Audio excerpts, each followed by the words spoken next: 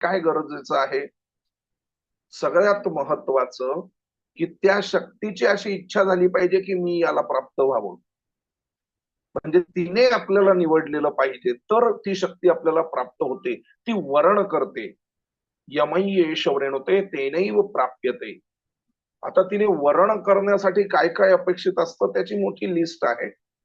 त्यावर आपण नंतर विचार करू. पण महत्वाचं आपण नवार्ण मंत्रासाठी घुसताना पहिली गोष्ट घेतली आहे. आपण मंत्र म्हणजे काय ते समजून घेतोय. मन हा हे असं अवयव आहे किंवा असा इंद्रिय आहे आपल्यातला की ज्याच्याबद्दल शास्त्र बनलेलं आहे. मानसशास्त्र आपण सगळे जाणतो. पण शास्त्राच्या कोणत्याच कसोटीत हे बसत नाही. मन नावाचं एक इंद्रिय जे आहे पण त्याला दाखवता येत नाही. आणि गंमतीची गोष्ट बघा, तुमच्या माझ्या किंवा कोणत्याही शरीरधारी व्यक्तीच्या रोटी, कपडा, मकान इत्यादी इत्यादी आवश्यक गरजा ज्या आहेत त्या एकच आहेत. पण त्या एकसारख्या गरजा दिल्या तरी आपल्याला प्रत्येकाला प्राप्त होणारी संतुष्टी ही वेगवेगळी असते. त्याचं कारण आहे मन.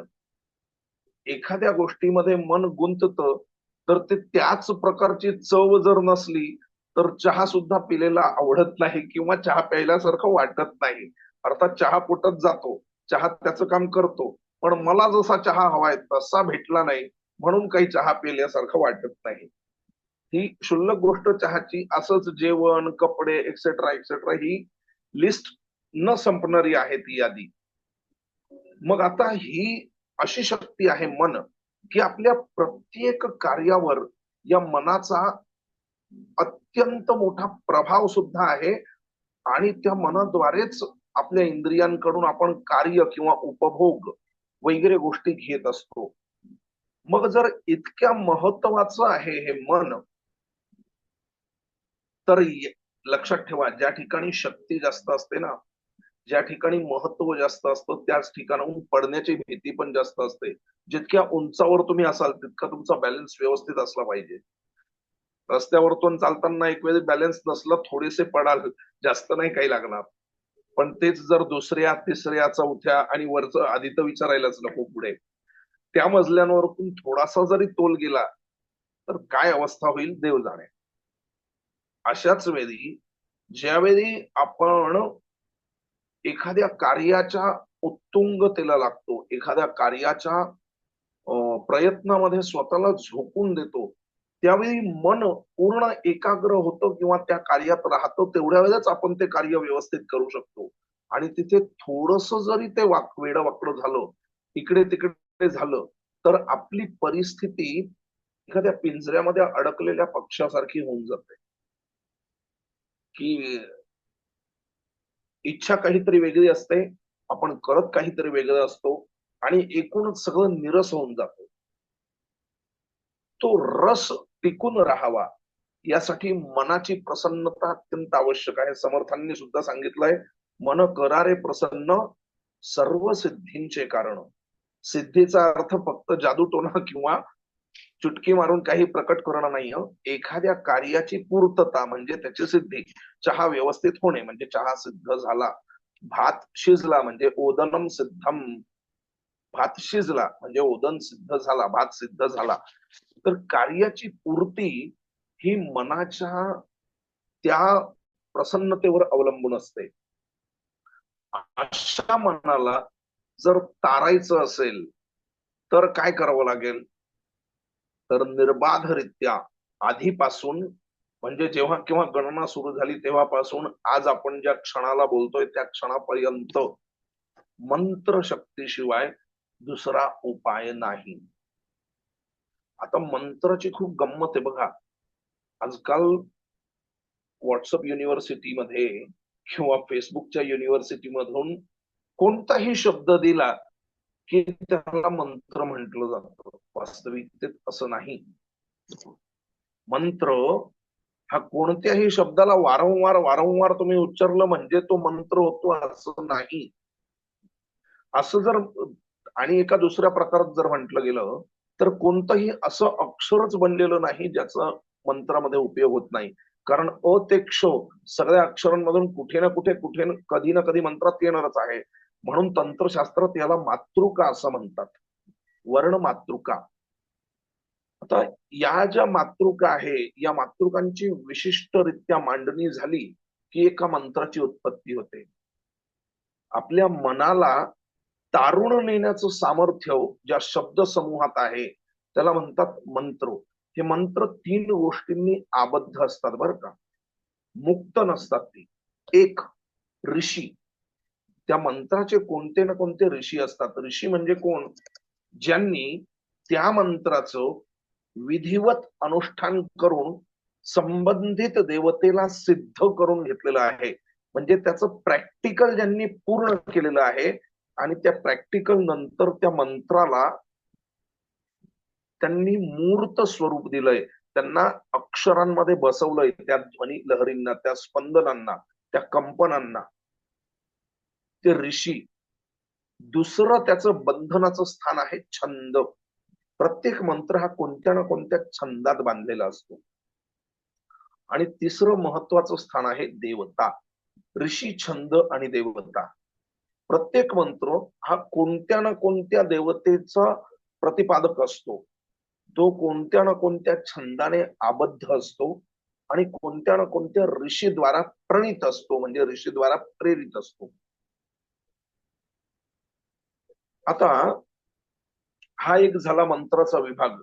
दुसरं, आपण ज्या मंत्राबद्दल बोलतोय तो विशुद्धरित्या तंत्रशास्त्रातला मंत्र आहे. तंत्रशास्त्र म्हटलं की त्यात अनेक विध गोष्टी येत असतात. पण मग मंत्राचा संबंध नेमका काय?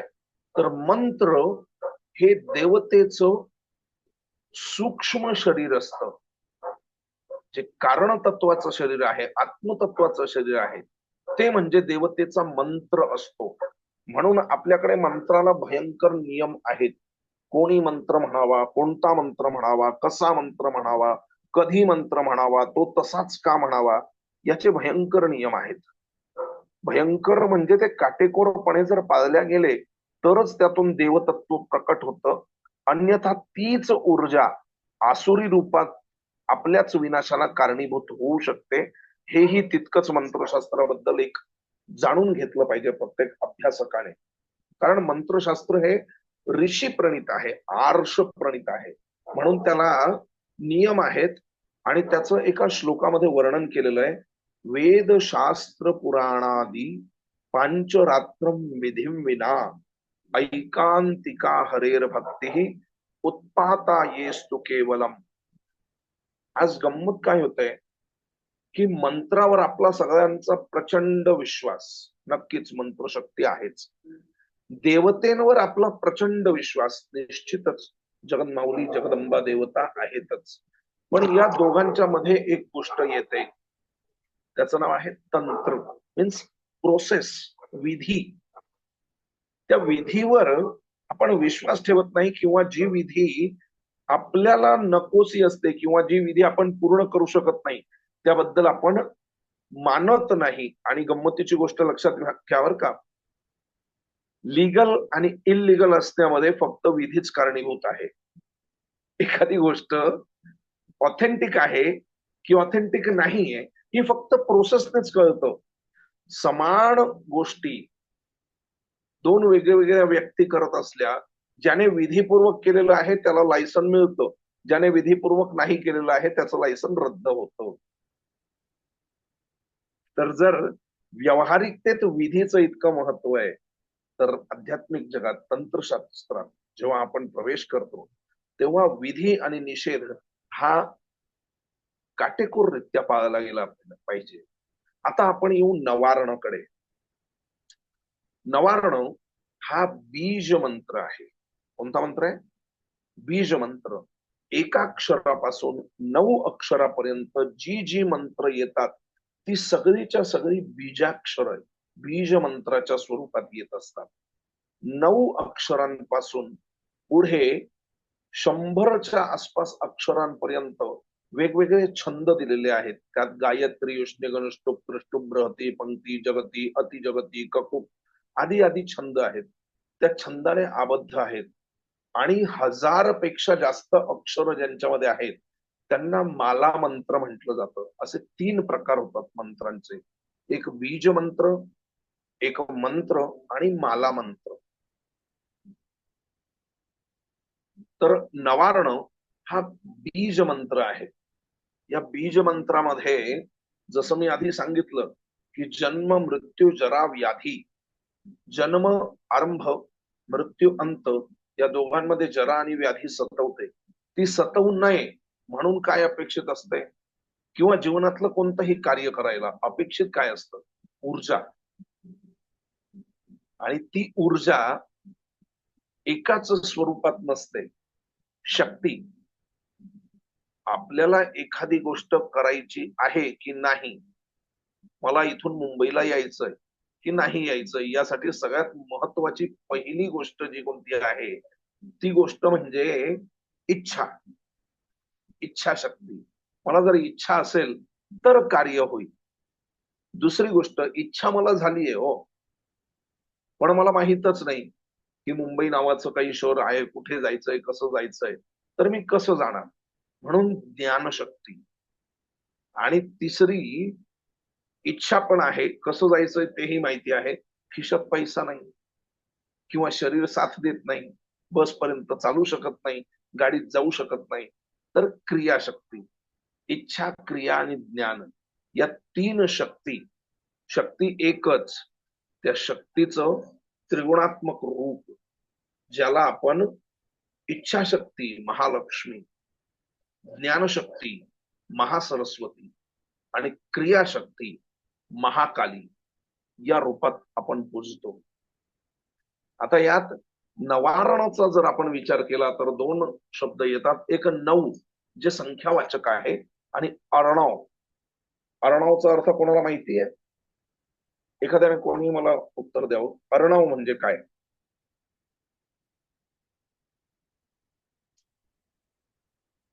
असू द्या. अर्णव, अर्णव या शब्दाचा अर्थ होतो समुद्र. 9 समुद्र आहेत हे. आता तुम्ही म्हणाल की गुरुजी हे एक एक अक्षर दिसतंय हो इतकंसच, आणि त्यात समुद्र कसा असेल? तंत्रशास्त्रातला एक श्लोक आहे, लक्षात घ्या. बिंदुस्तु बिंदू न कदापि सिंधू, बिंदू समीक्षा नाही सिंधू योगे. छान. एक उत्तर पाठवलंय. अगदी बरोबर. बिंदुस्तु बिंदू न कदापि सिंधू, बिंदू समीक्षा नहीं सिंधु योगे. बिंदू समीक्षा यदि सिंधु योगे, सिंधु कृपा पूर्ण करा हे बिंदू. सागर जर घेतला, समुद्र जर घेतला तर काय? कोट्यावधी असंख्य बिंदूंचा समूह म्हणजेच तर सागर आहे ना. परिमाण खूप मोठं आहे, मेजरमेंट मध्ये खूप जास्त फरक आहे, पण शेवटी आहे एक बिंदू.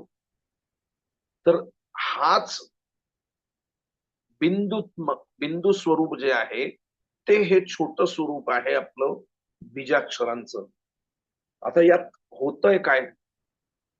मंत्राचा अर्थ असतो. अर्थ म्हणजे एक गोष्ट लक्षात घ्या. आज थोडस अर्थावर पण आपण 2 मिनिटं प्रकाश टाकून मग पुढे चालूया. अ ग्लास ऑफ वॉटर, बरोबर आहे? अ ग्लास ऑफ वॉटर, एक पाण्याचा पेला. आता या दोघांमध्ये मी अर्थ केला का? अ ग्लास ऑफ वॉटर म्हणजे पाण्याने भरलेला पेला. हा अर्थ झाला की फक्त भाषांतर झालं? भाषांतर झालं ना हे. एक मराठीतून होतं आणि एक इंग्लिश मधून होतं. किंवा जलपूर्ण चषक हा संस्कृत मधून आलं. फरक काही नाही पडला. अर्थाचा अर्थ काय होतो? प्रत्यक्ष माझ्या समोर ग्लास भरून पाणी असणे आणि तो पिऊन माझी तहान भागणे. ज्यावेळी या संपूर्ण क्रिया होतील तेव्हा त्याचा अर्थ होईल, म्हणजे त्याची उपयोगिता सिद्ध होईल. तर अर्थावर आपण लक्ष देऊया. अर्थाबद्दल विचार करताना शास्त्रकार म्हणतात, ऐंकारी सृष्टी रूपा ह्रींकारी प्रतिपालिका क्लींकारी कामरूपिणी बीज रूप नमोस्तुते. सगळ्यात आधी उत्पत्ती असणं गरजेचं आहे ना हो. तुम्ही आणि मी, कोणाची तरी कुठेतरी काहीतरी इच्छा झाली, किंवा हे जगत इच्छेवर उत्पन्न झालं ना. त्यामुळे सगळ्यात आधी उत्पत्ती असली पाहिजे, आणि उत्पत्ती ही ज्ञानशक्तीशी सुद्धा रिलेटेड आहे. जितकी इच्छाशक्तीशी आहे तितकीच ज्ञानशक्तीशी, या तिन्ही शक्ती त्याला आवश्यकच असतात. परंतु कार्यकलापासाठी एकच शक्ती त्रिधा विभक्त होते.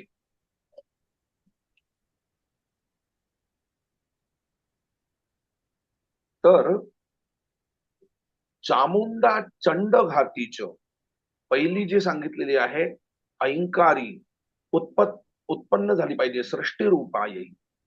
आता उत्पत्ती झाली, पण उत्पत्ती झाल्यानंतर ते टिकेलच याची शाश्वती नसते ना.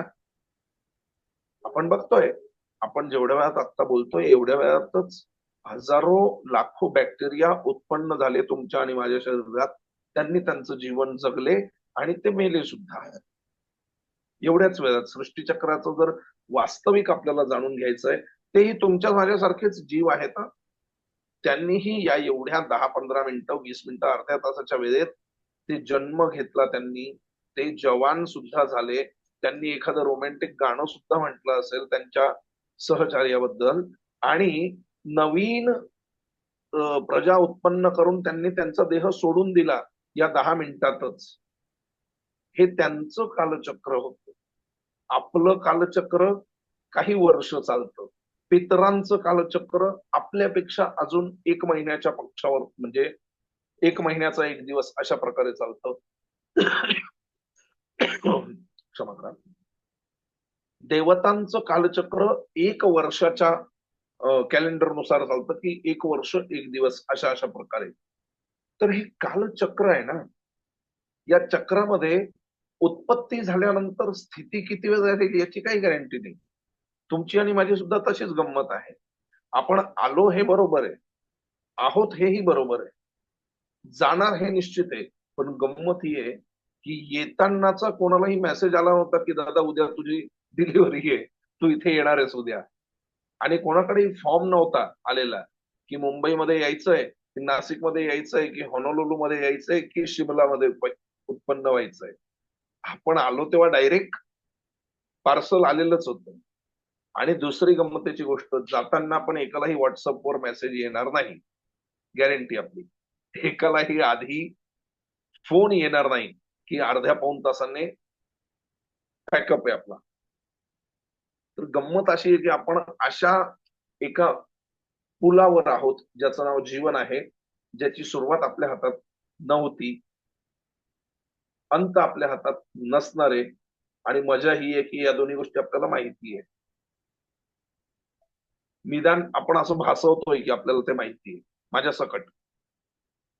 आणि नंतर आपण अशी अपेक्षा करतोय की या पुलावर सगळं मी सांगेल तसंच झालं पाहिजे. सगळ्यांची तीच अपेक्षा असते. शक्तीची आवश्यकता कशासाठी आहे? शक्ती आपण कशाला मानतो? शक्ती परेशान परपीडनाय. ज्ञान असेल तर दुसऱ्याला कसं खाली दाखवता येईल, पैसा असेल तर दुसऱ्यासमोर कसा रुबाब करता येईल, आणि पॉवर असेल तर दुसऱ्यावर कसं रूल करता येईल, या व्यतिरिक्त शक्तीचा उपयोग मनुष्य काय करतोय? तो उपयोग जेव्हा त्याचा शिवप्राप्तीसाठी व्हायला लागेल आपोआप. शिव म्हणजे सार्वत्रिक, सार्वभौतिक, सगळ्यांचं कल्याण. अर्थात शक्तीची सगळी गती शिवाकडेच असते. आपण तिला मध्ये इंटरप्रेट करतो, आपण तिला करप्ट करत असतो आपल्याच ऊर्जेला. म्हणून प्रत्येक जण चुकीचं किंवा खूप चांगलं दोन्ही प्रकारे वागत असताना मधून एक आवाज येतो की दादा बरंच खूप झालंय, आपला रस्ता दुसरा आहे, आपल्याला जायचंय दुसरीकडे. पण ये दिल मांगे मोर. आपण अडकत जातो, आपण फसत जातो. आणि फसवणार कोण आहे? दुर्गा सप्तशती आपण वाचताय, त्यात बघा 5व्या अध्यायात आहे, या देवी सर्व भूतेषु भ्रांती रूपेण संस्थिता. तीच फसवते. कारण ज्यावेळी बोध प्रकट होतो ना, त्यावेळी संसाराचा बाध होऊन जातो आणि तिला संसार चालू ठेवायचा आहे. ती जगन्माता आहे. जगन्मंगल करणारी आहे. तर 3 प्रकारच्या ज्या शक्ती आहेत, ऐंकारी सृष्टीरूपा, सृष्टी आली, ह्रींकारी प्रतिपालिका, तिचं पालन पण झालं पाहिजे ना. नुसतं पालन होत राहिलंय, जसं रोटी कपडा मकान 3 गोष्टी आल्या आहेत. खाणं होतंय, घालायला कपडे आहेत, झोपायला छत आहे. एवढ्यावर जीवन भागतंय का हो? नाही. पांढऱ्या कलरचा ड्रेस असला की एक क्रीम कलरचा पण असावा, नाही का? मग साधी मारुती 800 असली की नाही नाही आता क्रेटा घ्यावी. मग क्रेटा झाली की इनोव्हावर, इनोव्हा झाली की पुढे अजून फॉर्च्युनर, मग एंडलेस आहे, लिस्ट चालू असते. मग या सगळ्या गोष्टींना म्हणतात कामना. काम. काम या शब्दाला आपण खूप मर्यादित करून टाकलंय. फक्त शारीरिक क्रियाच आपण काम समजतो. कोणतीही उत्पन्न होणारी इच्छा ही काम या संज्ञेत येते. म्हणून क्लिंकारी कामरूपिणी आहे. कामांचं पण शमन झालं पाहिजे ना. काम जर पूर्ण नाही झाला तर क्रोध उत्पन्न होतो. आणि काम पूर्ण कधीच होत नाही, कारण तो भगवतीच्याच सेवेत असतो. म्हणून ती जेव्हा इच्छा करते की याला ज्ञान प्राप्त व्हावं आणि याची सुटका व्हावी, तेव्हाच सुटका होते या चक्रातून. म्हणून सुरुवात जी मी केली होती, यमय्य शौर्यनुते तेनैव प्राप्यते, त्याची किंवा तिची ज्याच्यावर इच्छा होते की हा प्राप्तीसाठी योग्य आहे, त्याला ती प्राप्त होत असते. म्हणून तिचं नाव विद्या हे पण देतो. आपण बऱ्याच वेळा गफलत करत असतो. कर्म आणि विद्या, आपण या ज्या काही करतोय सायन्स वगैरे अमुक धमुक तमुक सगळंच, या गोष्टी विद्येमध्ये मोडत नाही, कारण विद्येचं लक्षण दिलेलं आहे. आपल्याकडे प्रत्येक गोष्ट करप्ट खूप लवकर करतो आपण. आध्यात्मिक जगतातल्या गोष्टी लगेच व्यावहारिकतेत घेतो आणि आता तर नवीन काहीतरी निघालंय असं, की मी धार्मिक नाही पण आध्यात्मिक आहे. हे हास्यास्पद आहे वास्तविकतेत. कारण असं होऊच शकत नाही. तुम्ही आध्यात्मिक आहात की नाही वास्तविकतेत याची परीक्षा घेण्याचं स्थान आहे धर्म. तुमचं ज्ञान किती परिपक्व झालेलं आहे याची परीक्षा घेण्याचं स्थान आहे कर्मकांड. आणि आजचं आपलं अध्यात्म असं होत चाललेलं आहे की मी कर्मकांडाला नाही मानत, पण ज्ञान भगवद्गीता खूप छान. अरे पण ते तुला कळलं की नाही ते कर्मकांडातूनच समजेल बाळा. तुमचं अध्यात्म परिपक्व झालंय की नाही, तुमचं अध्यात्म नुसताच टाइमपास आहे की नुसती वेळ घालवण्यासाठी आहे, की खरोखर ते तुमच्यात उतरतंय, याची परीक्षा कुठे होणार? याची परीक्षा तिथेच होणार, कर्मातच आणि धर्मातच. म्हणून ती धर्मचक्राचं प्रवर्तन चालू राहावं यासाठी ती सनातनी विद्या आहे. तिचं नाव काय? सनातनी विद्या. सप्तशतीमध्ये या बऱ्याच म्हणजे सप्तशतीच्या पटलाचे अनेक प्रकार आहेत. एक भौतिक स्तरावर आहे, एक तांत्रिक स्तरावर आहे, एक वैज्ञानिक स्तरावर आहे. त्यावर कधी पुढे विचार होईल तेव्हा बघूया. तर ऐंकारी श्रेष्ठ रूपायै ह्रींकारी प्रतिपालिका क्लींकारी कामरूपिण्यै बीज रूप नमोस्तुते. पुढे आहे चामुंडा चंड घातीच. चंडचा अर्थ होतो अत्यंत प्रचंड उग्र किंवा दुर्धर असे येणारी संकट जीवनात आपल्याला दिसतात. अगदी लहान होतो, चालता येत नव्हतं तेव्हा एक पाऊल टाकणं सुद्धा मोठं संकट होतं. मोठे झालो तेव्हा 2-2, 5-5 किलोमीटर पळू लागलो. पण अशी पण वेळ येते की खाटेवरतून खाली उतरणं सुद्धा संकट होऊन जातं. तोल जातो की काय ते बघायला. तर या प्रत्येक क्षेत्रात जीवनात आपल्याला शक्तीची अत्यंत आवश्यकता पडत असते.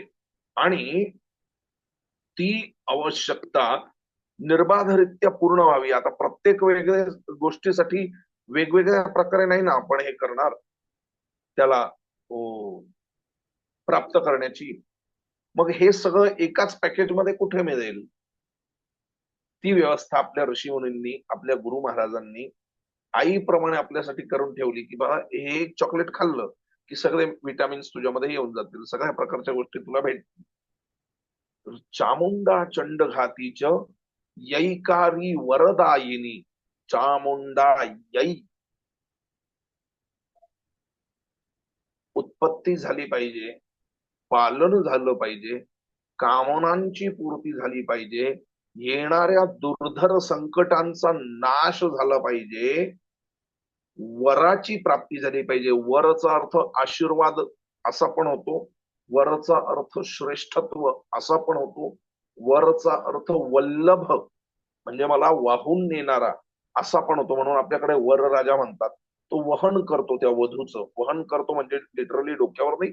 हा, आता कधी कधी बसावं पण लागतं, परंतु तो वहन करतो याचा अर्थ आहे की तिच्या सगळ्या जबाबदाऱ्या स्वीकारतो, म्हणून त्याला वर, वहन करणारा.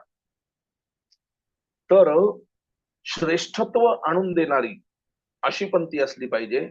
आणि महत्वाचं येतंय नंतर, विच्चेचाभयदा नित्यम, ती अभय प्रदान करणारी आहे.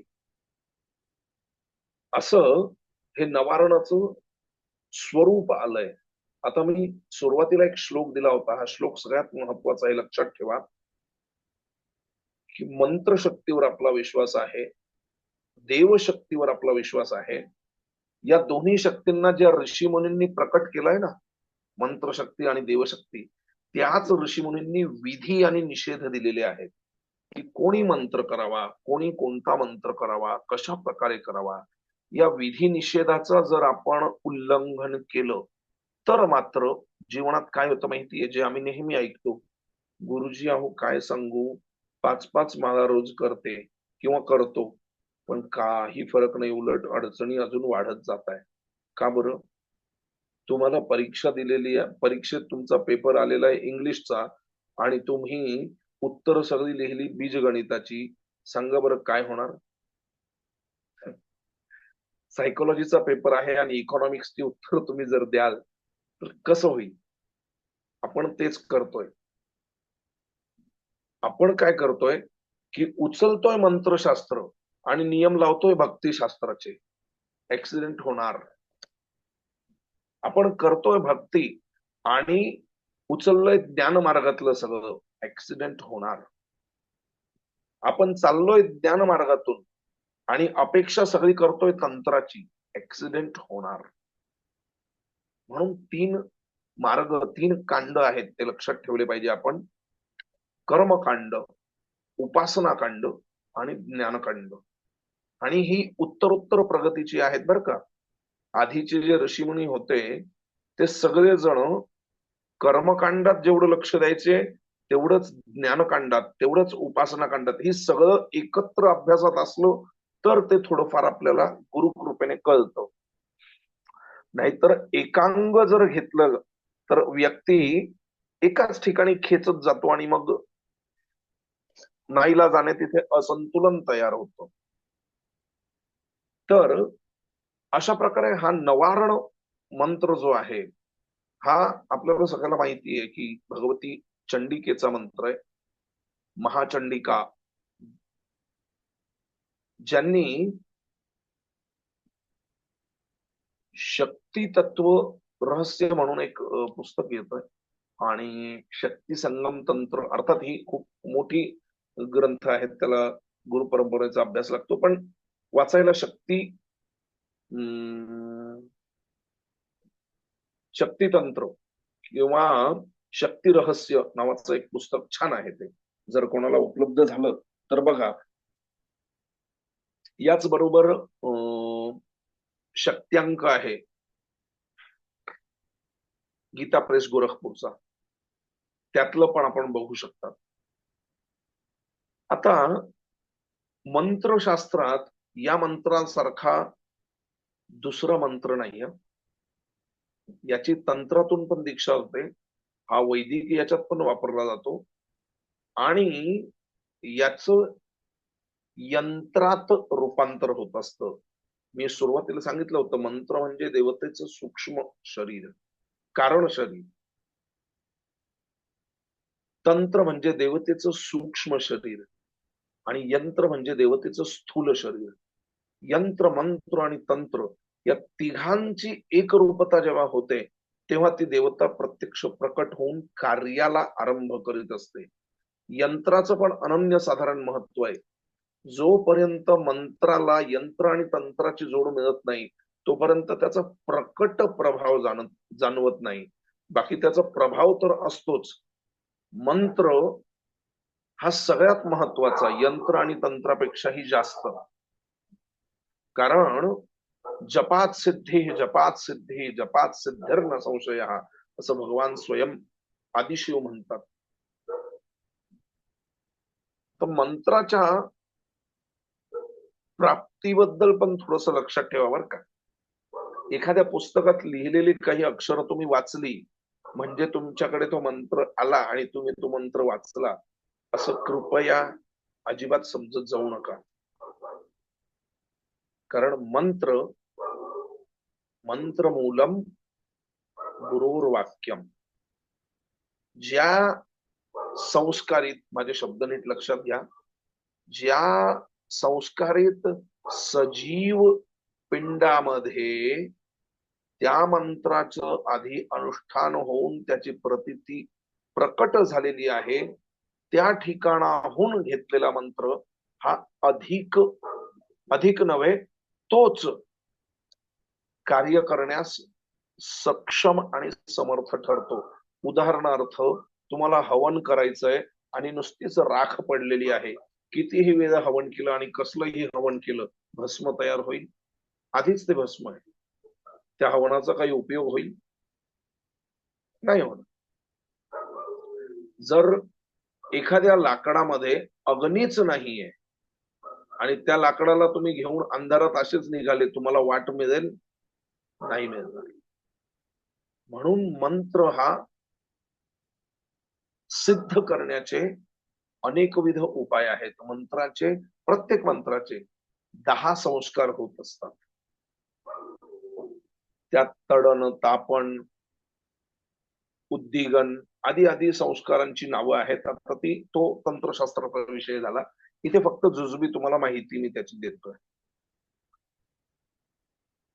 या मंत्रासाठी जो श्लोक मी सुरुवातीला घेतला होता, वेदशास्त्र पुराणादी पंचरत्रम विधिविना एकांतिका हरेर भक्ती उत्पाता येस्तु केवलम. कोणत्याही मंत्राचा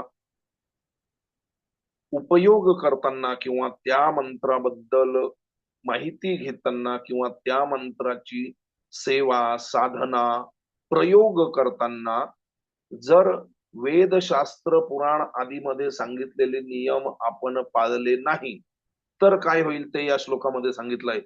उत्पाता येस्तु केवलम. जीवनात वेगवेगळ्या प्रकारचे उत्पात होऊ शकतात आणि त्याची सुरुवात कशी होते मी तुम्हाला उदाहरण म्हणून सांगून ठेवतो.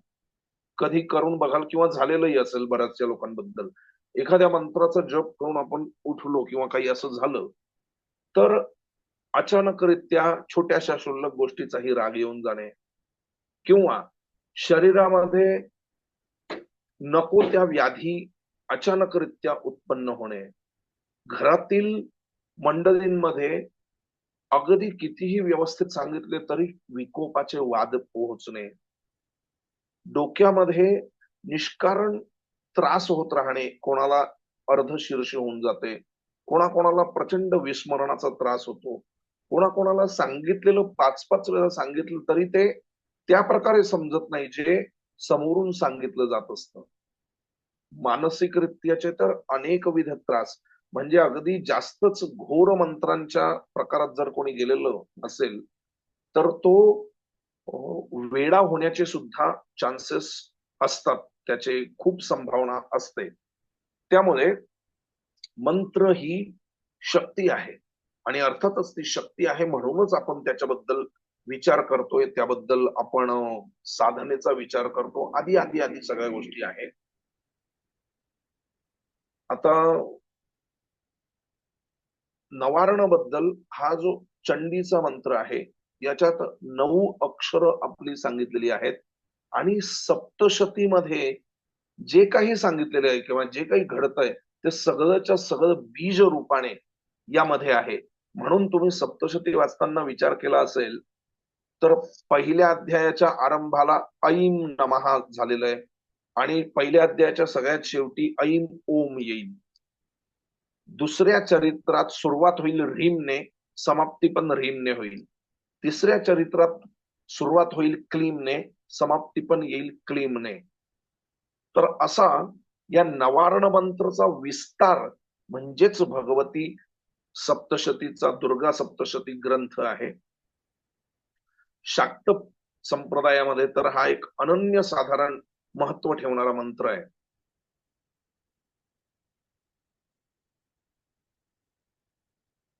मला वाटतंय कविता मॅडम लगभग 8:52 8:55 होत आहेत. प्रश्नोत्तरीला आपण आरंभ करायचा आहे की अजून पुढे घ्यायचंय? नाही, घेऊ ना, 9 पर्यंत घेऊ आणि मग प्रश्नोत्तर घेऊया. ठीक ठीक, चालेल चालेल. थोडं, कारण उशिरा पण सुरू झालं त्याच्यामुळे मग पूर्ण हो, होऊन जाईल आपलं म्हणजे. काही काही हरकत नाही. ठीक आहे ठीक आहे. आता या नवारण मंत्राचंच एक यंत्र बनत असतं, ज्याचं नाव नवारण यंत्र. त्या यंत्राची रचना फक्त सांगून देतो: बिंदू, त्रिकोण, षटकोण, अष्टदल, वृत्त, चतुर्विंशती दल आणि भूपुर असं त्याचं स्वरूप आहे. त्यामध्ये आपण ज्या 22 नमस्तस्यै नमस्तस्यै आधी जो श्लोक येईल नमोदेव्यैचा, त्यामध्ये 22 शक्तींचं असं वर्णन केलेलं आहे. आणि गमतीची गोष्ट लक्षात घ्या, ते तुम्ही म्हणताना लक्षात घ्या की त्या ज्या काही शक्ती सांगितल्या आहेत ना, या देवी सर्वभूतेषु निद्रा रूपेण संस्थिता, या देवी सर्वभूतेषु बुद्धी रूपेण, मातृरूपेण, एक्सेट्रा एक्सेट्रा एक्सेट्रा, त्या सगळ्या फॉर्मलेस आहेत. एकही याला फॉर्म नाही, कारण त्या सगळ्या आपल्या बुद्धीच एक वेगळं प्राधान्य ठेवणाऱ्या शक्ती आहेत, तत्व आहेत, किंवा आपल्या जीवनात आवश्यक असणाऱ्या भावनांचं स्वरूप ते आहे.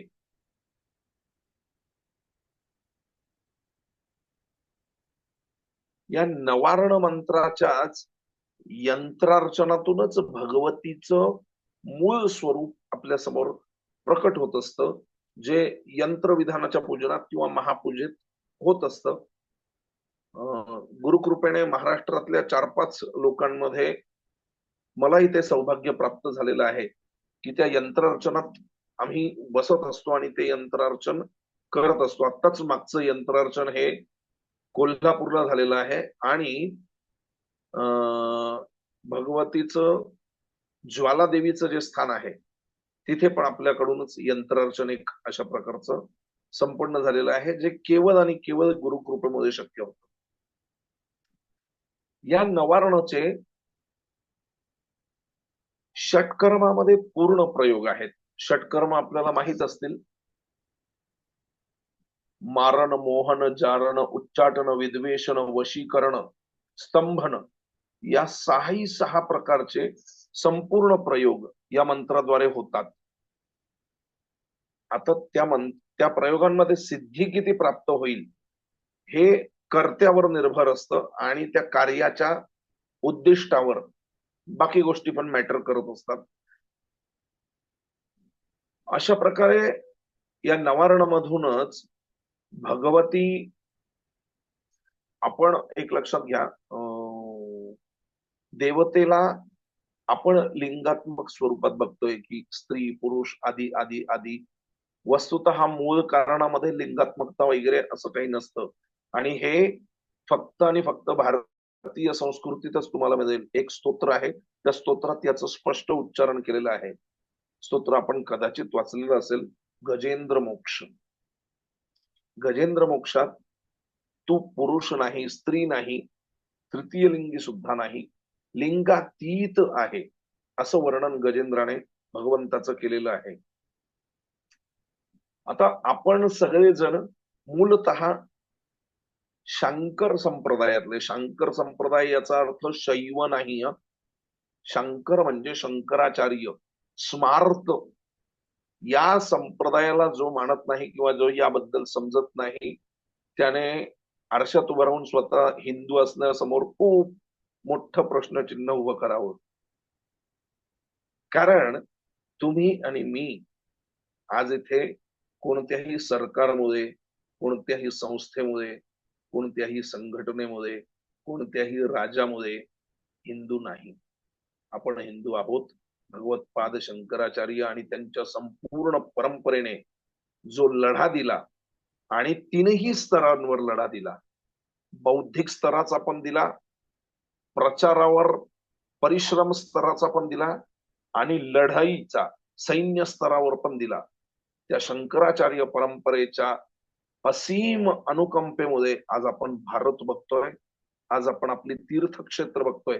नव्हे नव्हे काही तीर्थक्षेत्र जी लुप्त झाली होती, अगदी जगन्नाथ मंदिर, पुरीचं जगन्नाथ मंदिर, मंदिरच नव्हतं तिथे, ते मंदिर ज्यांनी बनवलं आणि त्या काळात बनवलं, केदारनाथाचं मंदिर ज्यांनी बनवलं, अशा महान परंपरेतून आपल्याला हे सगळं आज जे दिसतंय ते त्यांचा आशीर्वाद आहे.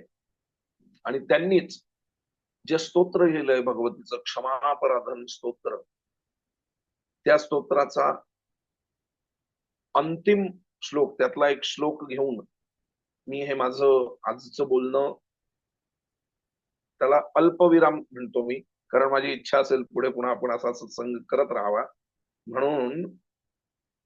नाराधितास विधिना विविधोपचारै किं वृक्षमचिंतन परम वचोभिः श्यामे त्वमेव यदि किंचन मय्यनाथे धत्से कृपामुचितमंब परम तवैव जगदंब उदयोस्तु उदयोस्तु उदयोस्तु.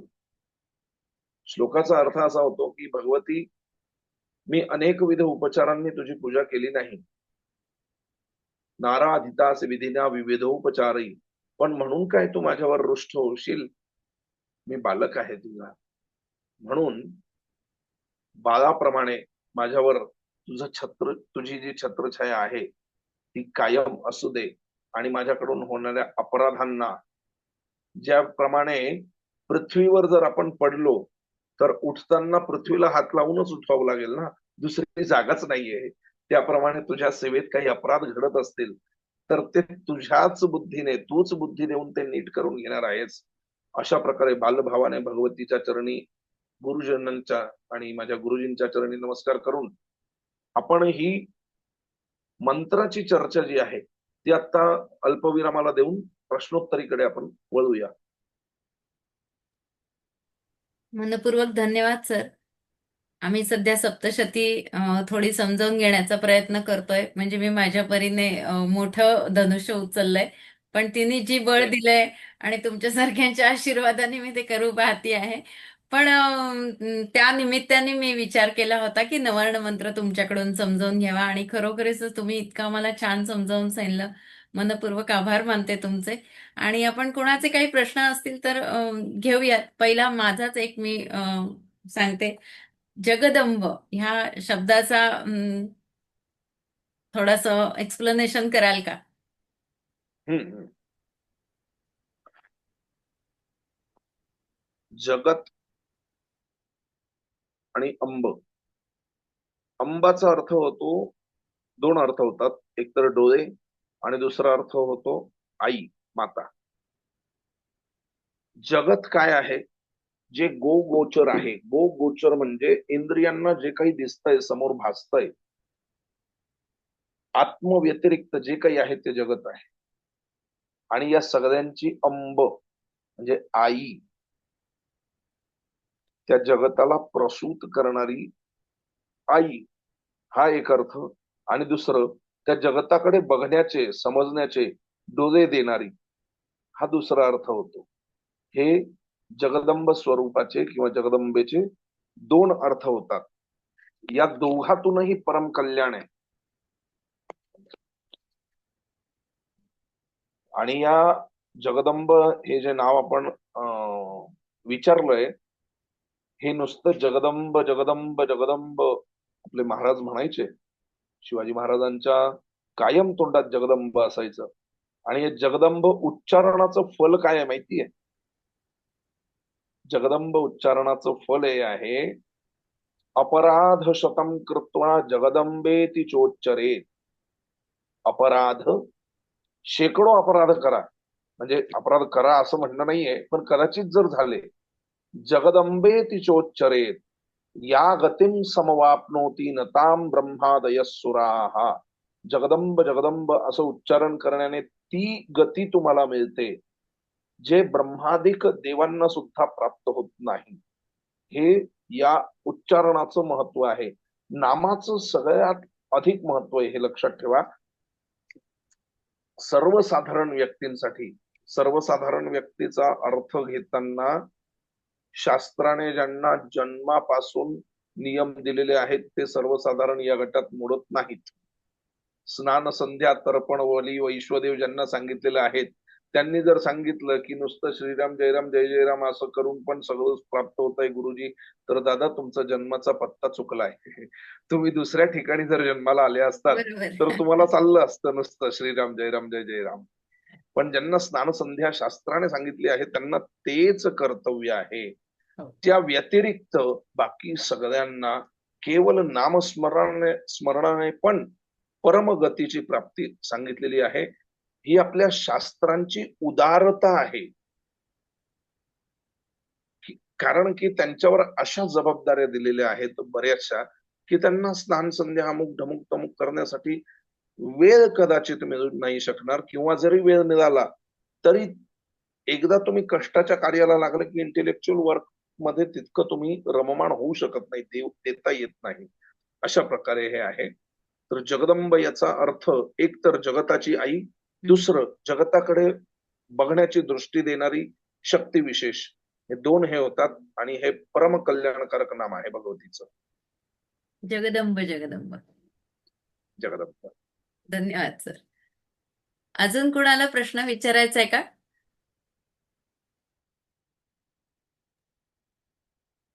तुम्ही हँड रेज करू शकता जर कुणाला काही विचारायचं असेल तर.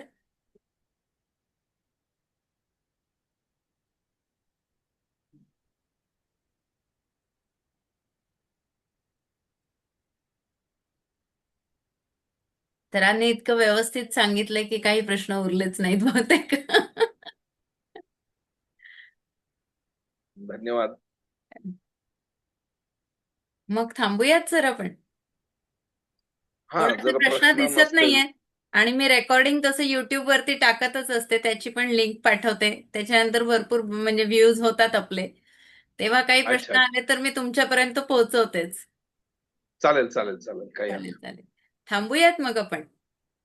नाही. मनपूर्वक धन्यवाद जगदंब. सर. पुन्हा भेटूच यात. अवश्य अवश्य.